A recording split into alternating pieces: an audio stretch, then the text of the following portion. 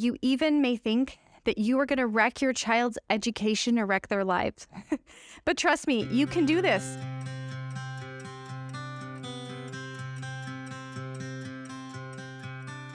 Hi, friends, and welcome. I'm your host, Amy Liz Smith. I'm a homeschool mom of 3 and have homeschooled each from the start.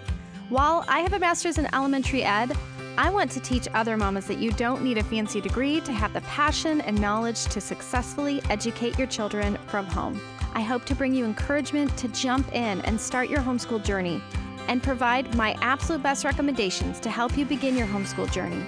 Thanks for joining us along for this crazy, messy, grace-filled homeschool ride. Hi, friends. I'm so excited you're here to jump in with me.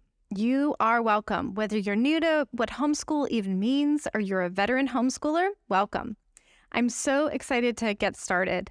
And to start off, we're going to look at the top 10 reasons that you can homeschool and feel confident in that. We're going to start today with you are brave.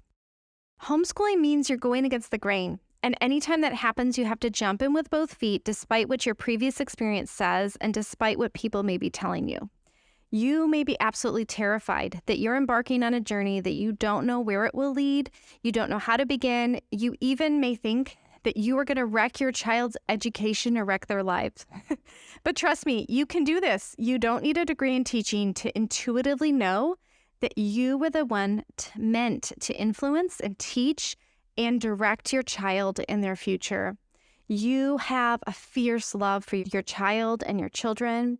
And you may have a conviction that you want to do the will of God, to raise them up in the ways of the Lord according to his commands.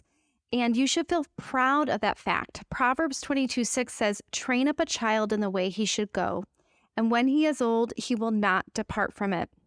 And that is so true. Acts 16:31 says, "Believe in the Lord Jesus, and you will be saved, you and your household." Your household coming together, parent and child learning together, can bear so much fruit. So before I begin talking about curriculum or all the fun philosophies and how you can glean amazing knowledge from them, I want you to know that you are brave by jumping in or even thinking about jumping in. And I want to encourage you that you can do this. Your love for your children is enough to get started.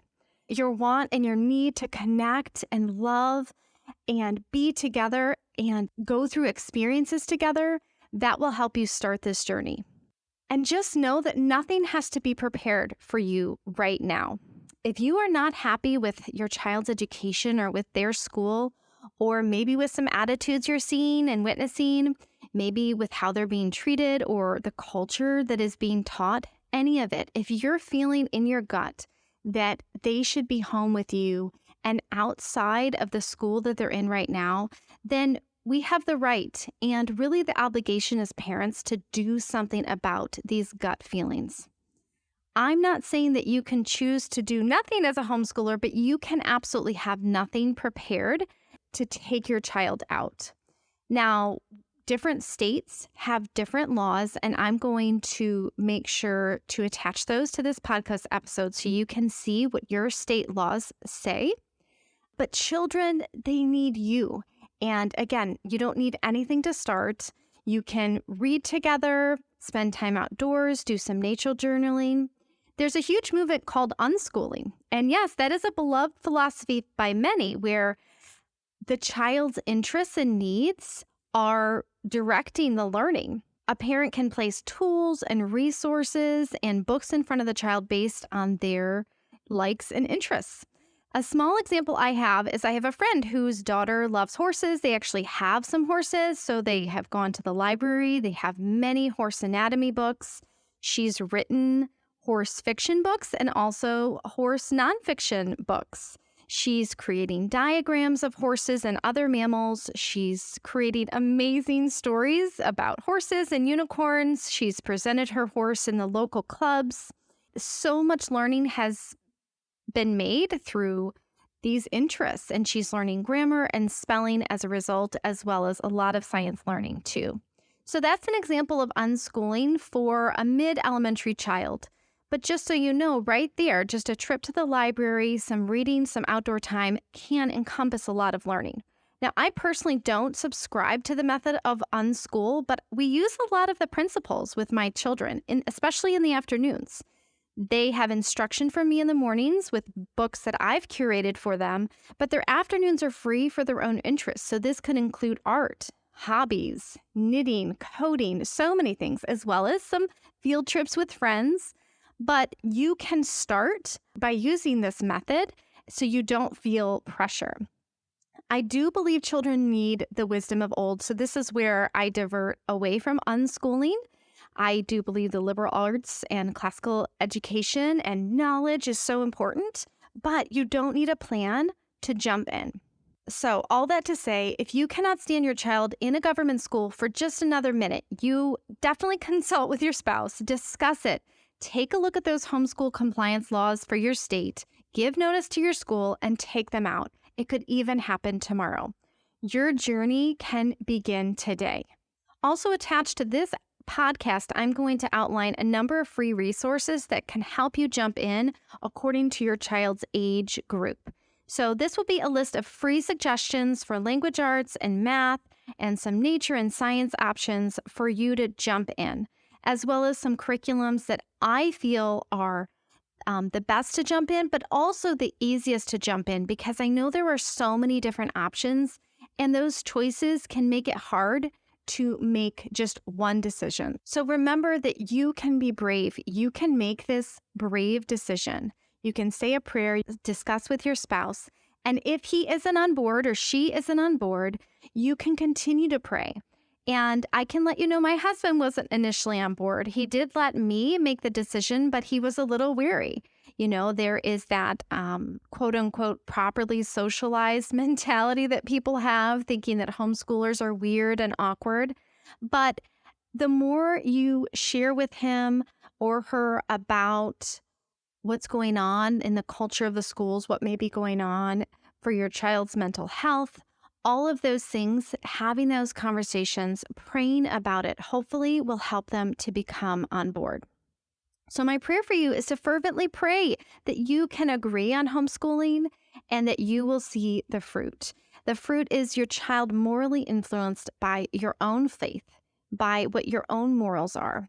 You may want your child to have more free time and not be sitting in a classroom all day. You may want to help them express their own interests and create and build and find and discover. Galatians 6:9 says, "Let us not become weary in doing good, for at the proper time we will reap a harvest if we do not give up." So, dear friend, my prayer for you is that you don't give up. You don't give up this gut feeling that homeschool just might be right for you and your family.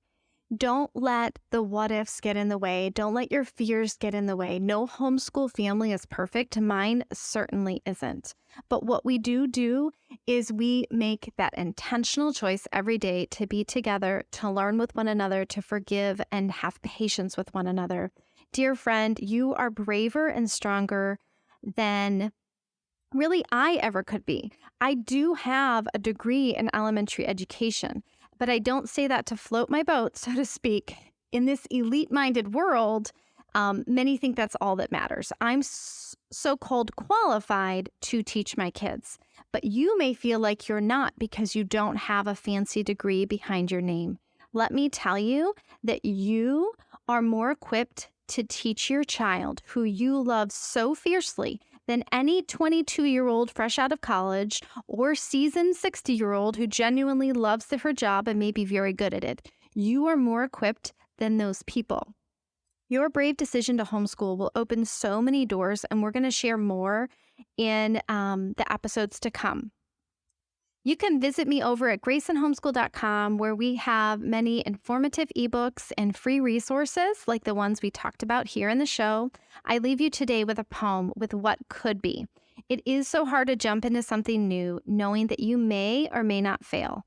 But Adelaide Proctor wrote in the 19th century this poem.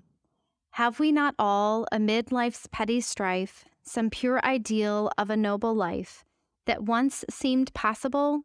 Did we not hear the flutter of its wings and feel it near? And just within our reach it was, and yet we lost it in this daily jar and fret. But still our place is kept, and it will late, ready for us to fill it, soon or late. No star is ever lost we once have seen. We always may be what we might have been. So jump in, dear parents, dear mama, you are brave and you are ready to start this journey.